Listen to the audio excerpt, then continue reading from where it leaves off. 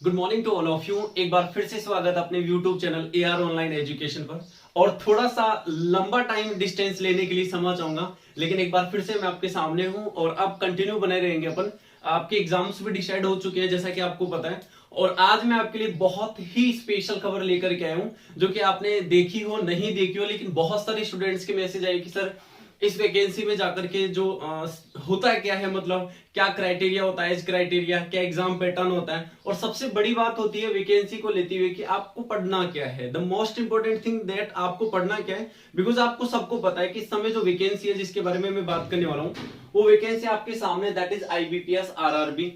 और ये एक ऐसी वैकेंसी है जो पूरे साल में एक बार ये वैकेंसी आती है। चलिए एक बार अपन डिटेल स्टडी करेंगे आज इस वैकेंसी के बारे में, और उसके बाद में बात करेंगे एक एक चीज के ऊपर। लेकिन मैं आपको बता दूं, इसको स्टार्ट करने से पहले आपको सबसे इंपॉर्टेंट चीज ये पता होना चाहिए, क्योंकि वैकेंसी नोटिफिकेशन आपने सबने लगभग देखा होगा। जिन बच्चों ने देखा उनको समझ में नहीं आया, उनके लिए मैं डिटेल स्टडी आज करके बता देता हूं इसके ऊपर। लेकिन एक चीज मैं आपको कंफर्म बता देता हूं इस चीज के लिए कि आपको इस कम टाइम में, मतलब आपको पता है जुलाई मंथ स्टार्ट हो गया है और अगस्त इसके एग्जाम डेट जो है लगभग डिसाइड हो चुकी है। अपन अगस्त तक भी ना माने तो अपन ये मान सकते हैं कि अगस्त लास्ट और सितंबर स्टार्ट में इसके एग्जाम स्टार्ट हो जाएंगे प्री में। तो आपके पास 2 महीने। अब 2 महीने में वो स्टूडेंट जो लॉकडाउन के दौरान अपनी स्टडीज को प्रॉपर नहीं कर पाया था, अगर वो भी ये सपने लेकर के सोचता है कि सर मैं भी आईबीपीएस आरआरबी क्लियर करना चाहता हूं, तो वो कैसे प्लानिंग कर सकता है। लेकिन मैं आपको बता दूं, इतना कोई बड़ा वास्ट सिलेबस नहीं होता है अपने बैंक का। तो आप बहुत कम टाइम में भी आप अपने सिलेबस को कवर कर सकते हो, लेकिन उसके लिए आपकी बहुत बेस्ट वाली स्ट्रेटेजी होना जरूरी है। तो आज उसी स्ट्रेटेजी के साथ अपन डिस्कस करने वाले हैं। लेकिन एक बार थोड़ा सा बेसिक स्टडी कर लेते हैं कि होता है क्या है इसका कॉन्सेप्ट। उसके बाद में अपन करेंगे इसके सिलेबस के बारे में, और मैं बताऊंगा कि आपको क्या पढ़ना और क्या छोड़ना है, कि आप 2 महीने की स्टडीज के बेस पर अपने आप को पूरी तरह से तैयार कर सकते हो और एग्जाम में प्री क्लियर करके और मेंस तक जाए और मेंस भी क्लियर करके अपना सिलेक्शन निश्चित करें।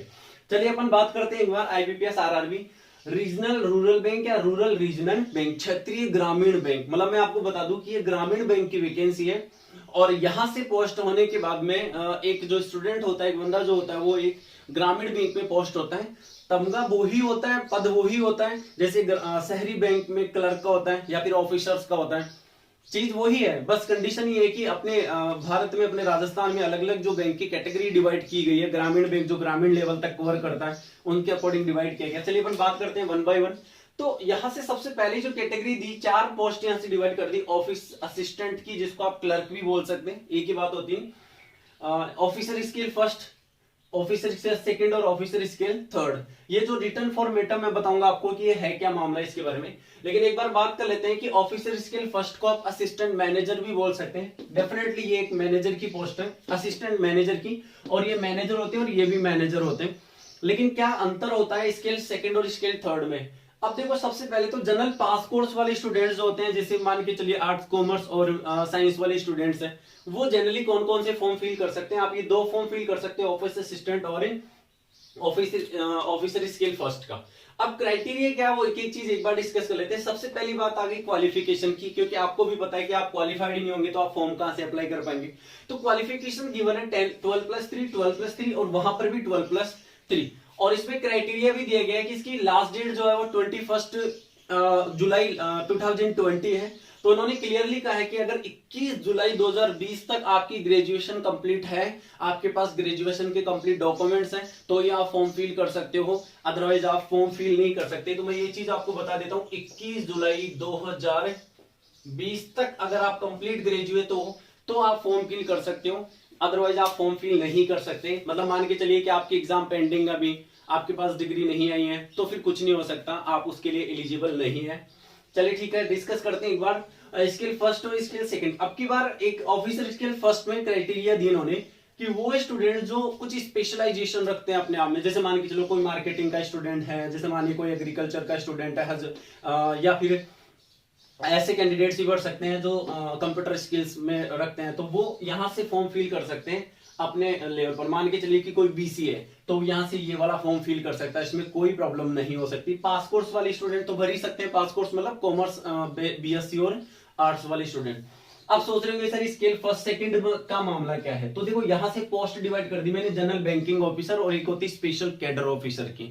मतलब ये मैनेजर पोस्ट है, इसमें जो अप्लाई कर सकते हैं वो सीए भी कर सकते हैं, जिन्होंने कंप्लीट सीए कर रखा है, जो लॉ कर रखे हैं, मतलब जिन्होंने लॉ से डिग्री ले रखी है वो भी भर सकते हैं, जो मार्केटिंग का स्पेशलाइजेशन रखते हैं, जो कंप्यूटर साइंस से कंप्लीट कर रखी है, जिन्होंने टेक्निकली कंप्यूटर साइंस से अपनी डिग्री कंप्लीट कर रखी है, या फिर जिन्होंने बीटेक कर रखा है, या ऐसे स्टूडेंट जो एग्रीकल्चर से ग्रेजुएट है वो स्टूडेंट बढ़ सकते हैं। लेकिन सबसे मोटा इंपॉर्टेंट जो बात ये है ना कि इन दो वैकेंसीज के लिए आपके पास में क्या होना जरूरी है, क्या होना जरूरी है, एक्सपीरियंस होना जरूरी है, अनुभव होना जरूरी है। लेकिन इन दो वैकेंसीज के लिए आपके पास कोई अनुभव की जरूरत नहीं है। तो आप में से वो स्टूडेंट जो मार्केटिंग से एग्रीकल्चर चार्टेड अकाउंटेंट, और वो चाहे कि मैं आप एस्पिरेंट हो कि मैं फॉर्म फिल कर दूं, लेकिन आपके पास में इससे पहले 1 ईयर 2 इयर्स का एक्सपीरियंस होना जरूरी है। आपके पास एक्सपीरियंस नहीं है तो आप इस पोस्ट के लिए फॉर्म फिल कर सकते हैं, आप असिस्टेंट मैनेजर के लिए जा सकते हैं। अगर एक्सपीरियंस है तो आप डायरेक्ट मैनेजर के लिए भी जा सकते हैं और यहां से फॉर्म को भी फिल कर सकते हैं, क्योंकि दोनों वैकेंसी जो है स्पेशली स्पेशल कैडर वाले कैंडिडेट्स के लिए ही बनाई हुई है। लेकिन अगर आपके पास एक्सपीरियंस है तो आपको इसका फायदा मिलेगा। अब एक्सपीरियंस मतलब मान के चलो कि कोई पहले से बैंक में जॉब कर रहा है तो आप वो भी अप्लाई कर सकते हैं इन दोनों के लिए। चलिए बात करते हैं एज क्राइटेरिया क्या दिया हुआ है। ये भी बहुत ज्यादा मायने रखता है, क्योंकि आपको पता होना जरूरी है। 18 to 28। अब सोच रहे सर 18 मिनिमम है तो फिर ग्रेजुएशन क्राइटेरिया क्यों कर दिया। बिल्कुल ये रूल है बैंक का। 18 to 20 ऑफिस असिस्टेंट क्लर्क के लिए है, ऑफिसर स्केल फर्स्ट के लिए 18 to 13 and 21 to 32 and 21 to 40 तक लास्ट तक जा सकते हैं आराम से, कोई प्रॉब्लम नहीं है। तो आप में से ऐसे कैंडिडेट जो अभी प्राइवेट जॉब कर रहे हो, मान के चलिए जो मार्केटिंग से एग्रीकल्चर से या किसी पर्टिकुलर स्पेशलाइजेशन से हो, तो वो आराम से फॉर्म फिल कर सकते हैं। मैं आपको एग्जाम पैटर्न इसका आगे बताने वाला हूं। अब बात करें एक्सपीरियंस की, तो यहां से कोई एक्सपीरियंस, लेकिन आगे 2-2 साल का आपसे एक्सपीरियंस मांगेगा। अब देखो जो सबसे इंपॉर्टेंट बात यह है कि लोकल लैंग्वेज, आपको पता है ग्रामीण वैकेंसी है, तो ग्रामीण लेवल की वैकेंसी में लोकल लैंग्वेज होना जरूरी है। आपका मन करे आप कहीं से भी फॉर्म लगा रहे हो, लेकिन आप उसके पहले ये सोच लेना कि आपको उसकी वहां की लैंग्वेज आना जरूरी है। मान के चलिए आप एचपी से फॉर्म भर रहे हो, हिमाचल प्रदेश से, अब आपको वहां की ग्रामीण भाषा नहीं आती और आप फॉर्म फिल कर रहे हो, तो ऐसा पॉसिबल नहीं हो सकता। तो लोकल लैंग्वेज, ग्रामीण स्तर की भाषा जो है वो मस्ट आपको आना ये जरूरी है, तो ये सोच समझ के करिएगा। बात करते हैं प्री एग्जाम से रिलेटेड, तो ये 2 पोस्ट ऐसी है जिनमें प्री एग्जाम्स लगते हैं। यस मैंने लिखा है यहां से, यस यस मींस टू से इन दोनों में प्री एग्जाम लगेगा। लेकिन यहां से ऑफिसर स्किल सेकंड और ऑफिसर स्किल थर्ड में कोई प्री एग्जाम नहीं होता, मतलब डायरेक्ट आपको केवल एक ही एग्जाम देना होता है, आपको डायरेक्ट इंटरव्यू के बेस पर पोस्ट मिल जाती है। यहां से बात करते हैं मेंस एग्जाम को लेकर के, तो देखो यहां से यस डेफिनेटली यहां पर मेंस एग्जाम लगेगी, लेकिन एक खास बात देखिए आप, यहां से सितंबर अक्टूबर में आपके जो प्री के एग्जाम्स होंगे वो ऑफिस असिस्टेंट के एग्जाम्स होंगे, मतलब सितंबर अक्टूबर। आज जो है आप जुलाई में हो इस समय, ओके फाइन। अगस्त उसके बाद में फिर सीधे सितंबर टू अक्टूबर, आपके पास में सीधे सीधे 2 महीने। आप चाहो तो आप आराम से सिलेक्शन ले सकते हो, लेकिन उसके लिए स्मार्ट स्टडी आपको करना पड़ेगा। और वो स्मार्ट स्टडी कैसे करना आपको, I will tell you, wait. Yes यहां से भी आपका प्री एग्जाम होगा, वही सेम क्राइटेरिया। मेन एग्जाम की बात करता हूं तो मेंस एग्जाम इसके देखो आप खुद देखिए, अक्टूबर नवंबर, कहने का मतलब केवल 1 महीने का भी पूरा डिस्टेंस इन्होंने नहीं दिया। तो वो कैंडिडेट जो इसके लिए फाइनली सिलेक्शन लेना चाहते हैं उनको अभी से प्री और मेंस को लेकर के और तैयारी में जुट जाना चाहिए, और पूरी डेडिकेशन के साथ में, पूरी शिद्दत के साथ में आपको मेहनत करना पड़ेगा। तो मैं ये कह सकता हूं कि जनवरी 2nd to 3rd वीक में आपके पास में एक बहुत ही परफेक्ट जॉब होगी। बिकॉज मैं आपको बता दूं, इन्होंने कहा है क्लियरली कि आपको जॉब का अलॉटमेंट जो है वो जनवरी में ही दे दिया जाएगा, मतलब जनवरी 2021 में आपके पास में एक बहुत अच्छी जॉब होगी। तो वेट मत करो, मेहनत करो और उठ जाओ और जाग जाओ, क्योंकि आपके पास में अब ज्यादा वक्त नहीं है। तो जिन स्टूडेंट्स ने लॉकडाउन में अगर अपना टाइम वेस्ट भी किया, तो मैं उन लोगों को भी थोड़ा सा सजेस्ट कर देता हूं कि प्लीज आप अभी से मेहनत करना चालू कर दीजिए, नहीं तो बहुत बुरा होने वाला है। और आपने सबने बहुत बड़ी सीख ली है इस लॉकडाउन से कि एक लाइफ जो है वो कैसे जी जाती है। और इस समय आपके सबके दिमाग में ये होगा कि अगर काश गवर्नमेंट जॉब होती तो मैं अपने आप को बहुत अच्छे से सस्टेन कर पाता, और इस परेशानी के दौर में आप अपने आप को एडजस्ट कर पाते। तो प्लीज मेहनत करना स्टार्ट कर दीजिए, प्लीज स्टार्ट कर ही दीजिए। इस बात में बिल्कुल भी रेस्ट नहीं लेना आपको, कि अब बिल्कुल आपको तैयारी करना ही पड़ेगा। अब कोई वक्त नहीं है आपके पास में, बहुत गजब की वैकेंसी आपके हाथों में। अब देखो गजब की वैकेंसी इसलिए क्योंकि इसका सिलेबस देखोगे तो आपको एकदम बहुत आसान सा लगेगा, सर ये तो बहुत इजी, हम आसाम से कर जाएंगे। लेकिन उसके लिए भी आपको मेहनत करना पड़ेगा, क्योंकि आपको होता है बैंक की वैकेंसी स्पीड एक्यूरेसी तो आपसे मांगेगा ही मांगेगा। इसलिए टाइम मैनेजमेंट का सबसे बड़ा लोचा होता है, स्टूडेंट टाइम मैनेजमेंट नहीं कर पाते हो, तो अपन उसी के बारे में बात करेंगे कि कैसे आपको टाइम मैनेज करना और क्या चीज आपके लिए ज्यादा जरूरी है। एक बार ध्यान देंगे फाइनली कि ऑफिस असिस्टेंट के लिए जो मेंस एग्जाम होगा वो अक्टूबर नवंबर, यहां से भी अक्टूबर नवंबर, इन सबके एग्जाम जो है वो अक्टूबर नवंबर में होगी। अब एक छोटी सी बात अपन इंटरव्यू पर भी कर लेते हैं इसमें, कि क्या इसमें इंटरव्यू लगेगा। तो मैं यहां से बोलूंगा कि इस पोस्ट के लिए कभी भी इंटरव्यू नहीं लगता। मतलब 2015 के बाद में गवर्नमेंट ने ये चीज क्लियर कर दी थी कि कोई भी ग्रेड सेकंड तक की, मतलब कोई भी ऐसी पोस्ट जो क्लर्क लेवल तक की होगी उसमें इंटरव्यूज नहीं लगते। मतलब अगर मैं 2015 के बारे में पहले बात करूं तो वहां पर पहले इंटरव्यूज लगते थे, और यहां से इंटरव्यूज की बात करें तो यस इंटरव्यू होगा, इधर भी यस इंटरव्यू होगा और इधर भी यस इंटरव्यू होगा। मतलब ये दो पोस्ट तो एक एग्जाम देने के बाद डायरेक्ट इंटरव्यू लगते हैं, आपको सीधे पोस्टिंग मिलेगी। यहां से आपको 2 रिटर्न एग्जाम और 1 इंटरव्यू फेस करना पड़ेगा, उसके बाद में आपको जॉब मिल जाएगी डेफिनेटली। और कोई बड़ी बात नहीं है, जो मेहनत करते हैं वो आराम से लेकर के जाते हैं। हमारे यहाँ से भी बहुत अच्छे से स्टूडेंट्स ने सिलेक्शन लिए हैं, असिस्टेंट मैनेजर की पोस्ट पर भी सिलेक्शन लिए हैं। Previous year to previous year अपने ऑफिस असिस्टेंट स्केल फर्स्ट में भी सिलेक्शन दिए, और 2019 की वैकेंसी में भी हमने 5-6 स्टूडेंट्स का सिलेक्शन दिया है जो कि ऑफिस असिस्टेंट के लिए प्रेजेंट टाइम में वर्किंग है, अलग अलग जिलों में वो बैंक में वर्क कर रहे हैं, और ये बहुत ही प्राउड वाली बात होती है उनके लिए। चलिए अब अपन बात करने वाले उस सिलेबस के बारे में, या अपन बात करने वाले एग्जाम पैटर्न पर कि कितने मार्क्स का कौन सा एग्जाम होता है प्री और मेन।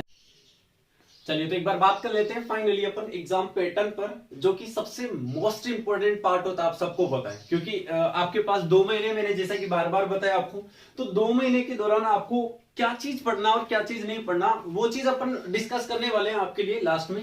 लेकिन अभी आपको ये देखना है कि सब सिलेबस होता क्या है, जिसके बेस पर आपको एग्जाम फेस करनी है, क्या क्या चीजें आपको देखनी है कि कौन कौन से सब्जेक्ट्स मैटर करते हैं। चलिए बात करते हैं एक बार ऑफिस असिस्टेंट और ऑफिसर स्केल फर्स्ट का जो एग्जाम होता है वो प्री दोनों में सेम होता है, और दोनों के क्वेश्चन नंबर ऑफ मार्क्स एकदम सेम होते हैं। मतलब एक बार देखिए इन दोनों एग्जाम्स के लिए प्री ही इन दोनों में लगती है, और दोनों के एग्जाम के लिए प्री में फर्स्ट जो सब्जेक्ट पार्ट होता है वो होता है रीजनिंग का। और आप देखिए रीजनिंग में आपको 40 क्वेश्चन दिए हुए हैं और उसके 40 मार्क्स है। इधर से क्वांट एप्टीट्यूड की बात करते हैं तो 40 क्वेश्चन 40 मार्क्स, मतलब 80 क्वेश्चन और 80 मार्क्स का दोनों का पेपर हो गया। 80 मार्क्स और 80 मार्क्स जो एग्जाम पैटर्न है आपका, मतलब 40-80 क्वेश्चन आपको केवल 45 मिनट में फेस करना है। ये सबसे इंपॉर्टेंट बात है आपका जानने का, इस बात के बारे में जरूर गौर करिएगा कि एग्जाम्स तो सब देते हैं, लेकिन एग्जाम पास वही करते हैं जो स्टूडेंट एकदम स्पीड और एक्यूरेसी प्रैक्टिस के साथ में एग्जाम बैठते हैं। तो फॉर्म भरना कोई बड़ी मायना नहीं होता, फॉर्म तो सभी भर देते हैं, लेकिन आप उस फॉर्म के ऊपर एप्लीकेशन अपना खुद का कितना अप्लाई करते हो, खुद ने कितनी उसके पीछे मेहनत की है। मैंने बोला 2 महीने आप आराम से क्रैक कर सकते हो अगर आपने बहुत अच्छे से 12-12, 13-13, 14-14 घंटे स्टडी की। तो इस समय आपको इतना पढ़ना पड़ेगा। आपको पता भी लॉकडाउन है, इधर उधर जाने का काम है नहीं है, तो दबा के पढ़ो, जितना हो सकता है मेहनत कर लो। मैं बोल रहा हूं आप लोगों को, आप आराम से सक्सेसफुल हो जाएंगे इस वैकेंसी में। दबा के पढ़िए, 15-15, 16-16 घंटे जितना पढ़ सकते हो ना, जितना पढ़ लो। क्या फर्क पड़ जाएगा, एक बात मुझे बताओ। आपके पास में इस समय जुलाई चल रहा है, आपने केवल 2 महीने मेहनत करना, और ये 2 महीने आपके 4 महीने बाद में आपके लिए बहुत बड़ी गुड न्यूज लेकर के आएगी, जो आपको एक फैम बनाती है। आपके घर में खुशियां, आपके परिवार में खुशियां, आपके रिश्तेदारों में खुशियां, मतलब ओवरऑल आपका एक बहुत अच्छा गेटअप बनने लग जाएगा। लोग आपकी प्रशंसा करने लग जाएंगे, आपके बारे में पूछने लग जाएंगे, केवल आपकी खुद की मेहनत। कितनी? केवल 2 महीने। दबा के मेहनत कीजिए, लग जाओ यारो, मेहनत करो दबा के। आप पक्का, मुझे पता है कि आप ये जॉब ले जाओगे, and I am always with you. मैं आपके साथ में हूँ, रंजीत सर आपके साथ में, वो आपके लिए पूर्ण तैयारी से लगे हुए। मैथ और रीजनिंग में कभी क्या कंटेंट दे रहे हैं, कभी क्या कंटेंट दे रहे हैं, तो आप जरूर पढ़ते रहे उन चीजों को। चलिए ठीक है, तो मैथ रीजनिंग का हो गया प्रोसेस। केवल 2 ही पार्ट होते हैं जो आपको प्री के लिए पास करना, और कोई सब्जेक्ट पढ़ने की जरूरत नहीं पड़ रही। अब बात करते हैं मेंस एग्जाम को लेकर के। अब आप मेंस एग्जाम में देखिए सब्जेक्ट, क्वेश्चन मार्क्स और टाइमिंग की अपन बात करते हैं, लेकिन मैं मेंस का बताऊं उसके पहले एक चीज बता दूं। ये जो मेंस का सिलेबस आप देख रहे हो, फॉर ऑल पोस्ट, मतलब ये सभी पोस्ट के लिए हो गया, चाहे वो आपका स्केल 1 हो, चाहे वो ओए हो, ऑफिस असिस्टेंट हो, ठीक है, चाहे स्केल 1 हो या स्केल 2 हो या स्केल 3 हो, मतलब इन सब के लिए। हाँ, एक जनरल बैंकिंग ऑफिसर जो पोस्ट होती है जीबीओ, इसके अंदर आपको फिर भी एक नोट है, स्पेशल कैडर में आपको एक प्रोफेशनल नॉलेज का एक सब्जेक्ट फेस करना पड़ता है, केवल 40 क्वेश्चंस का। अदरवाइज इन सभी पोस्ट के लिए एकदम इक्वल जो नंबर ऑफ क्वेश्चंस आते हैं, आप देखिए फिर से रीजनिंग के आपको 40 क्वेश्चन दिए गए और क्राइटेरिया देखिए आप 50 मार्क्स का। वाह, मजा आ गया। क्वांट जो मैथमेटिक्स होती है उसमें 40 क्वेश्चन और 50 मार्क्स का, ठीक है। जनरल अवेयरनेस, अब जनरल अवेयरनेस में क्या क्या चीजें आपको इंपॉर्टेंट पढ़नी है वो मैं आपको बताता हूँ अभी। जनरल अवेयरनेस में 40 क्वेश्चन 40 मार्क्स की। अब देखो सबसे बड़ी और मजेदार चीज क्या होती है कि हिंदी और इंग्लिश आपको ऑप्शनल दिया गया है। कहने का मतलब कॉम्पिटिटिव हिंदी और इंग्लिश में आप जो चाहे वो ले सकते हैं। आपको इंग्लिश इजी लगती है आप इंग्लिश लीजिए, आपको हिंदी आसान लगती है आपको हिंदी लीजिए। केवल 40 क्वेश्चन से 40 मार्क्स आपके लिए डिवाइड किए गए, और बेसिक कंप्यूटर के 40 क्वेश्चन होंगे लेकिन उनके लिए मार्क्स केवल 20 डिसाइड किए गए। आपकी बार ये चेंजेस हुआ। और ये कंपोजिट जो टाइम है इसका 2 आवर्स का, मतलब 120 मिनट में आपको ये पूरा पेपर पैटर्न अटेंड करना है। और उसके बाद में आपका जो फाइनल स्कोर होगा उसके बाद में फिर आपका इंटरव्यू होता है, इंटरव्यू के बाद में आपका सिलेक्शन होता है। अब मैं लास्ट में एक बहुत ही इंपॉर्टेंट बात आपको बताने वाला हूं कि इन सब का एक तोड़ है कि आपको इस रीजनिंग को पढ़ने के लिए क्या कोई 10 टॉपिक्स पढ़ने पड़ रहे हैं, 15 टॉपिक्स? नो, केवल आपको 5 टॉपिक्स पढ़ने हैं। अब वो टॉपिक्स कौन कौन से हैं? वो टॉपिक्स साथ में मैथमेटिक्स के टॉपिक्स, प्री लेवल का पूरा प्रोसेस, साथ में मेंस में आपको जनरल अवेयरनेस में क्या क्या टाइप पढ़ना है, आपको मेंस में क्वांटिटी और रीजनिंग में क्या क्या टॉपिक्स पढ़ने हैं, हिंदी में क्या क्या टॉपिक पढ़ने हैं, आपको बेसिक कंप्यूटर में क्या क्या टॉपिक्स पढ़ने हैं, इन सब के बारे में डिटेल से स्टडी जो की हुई है। मैं यहाँ पे आपको बोर्ड पर इतनी सारी चीजें एक साथ एक्सप्लेन नहीं कर सकता। आपको पता है कि यहाँ से जो बोर्ड कंडीशन है वो पैनल बोर्ड नहीं है। इस बोर्ड पर मैंने आपको जितनी जानकारी दी वो दी। अब बाकी की जो जानकारी आपको चाहिए सिलेबस के एकदम शॉर्टकट और एकदम स्वीटेस्ट लैंग्वेज में आपको सारा सिलेबस मैंने डाला हुआ है कंप्लीटली। आप देख सकते हैं वो सिलेबस आपको मेरे इंग्लिश वाले चैनल पर मिल जाएगा, टेलीग्राम चैनल पर, जिसका नाम है एजी सर इंग्लिश। के बारे में एक बार फिर से सुन लीजिएगा, टेलीग्राम चैनल का नाम है एजी सर इंग्लिश। यहां से आपको वो पूरा कंटेंट सिलेबस का मिल जाएगा जो आपको आईबीपीएस आरआरबी की किसी भी पोस्ट के लिए पढ़ना है। और एग्जाम में रीजनिंग में कौन से टॉपिक से कितने क्वेश्चन, देखिए कौन से टॉपिक से कितने क्वेश्चन आएंगे आपको ये भी डिटेल स्टडी। और साथ में आपको ये भी मिलेगा कि प्रीवियस ईयर्स के कट ऑफ क्या क्या रहे थे, प्री और मेंस के क्या क्या कट ऑफ थे, जिसके बेस पर आप अपने आप को जज कर सकते हो कि आपको कितनी और मेहनत करनी पड़ेगी। तो वहां से आपको उसकी कट ऑफ भी वहां पर मिल जाएगी।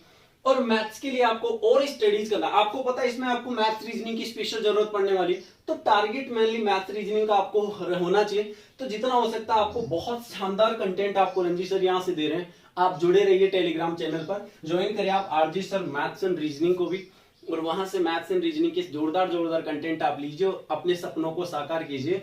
और अब प्लीज लग जाओ, लॉकडाउन जा चुका है और अब आपका टाइम आ चुका है पढ़ने का। अब बिल्कुल भी लेजी नहीं होना है और अब आपके लिए सेवा में हम बिल्कुल तैयार रहेंगे। रेगुलर आपकी क्लासेज आपको मिलती रहेगी, चाहे वो सीजीएल वाले स्टूडेंट्स के लिए हो, सीपीओ की भी वैकेंसी आपको पता आ चुकी है, 10+2 के एग्जाम डेट्स डिसाइड हो चुके हैं।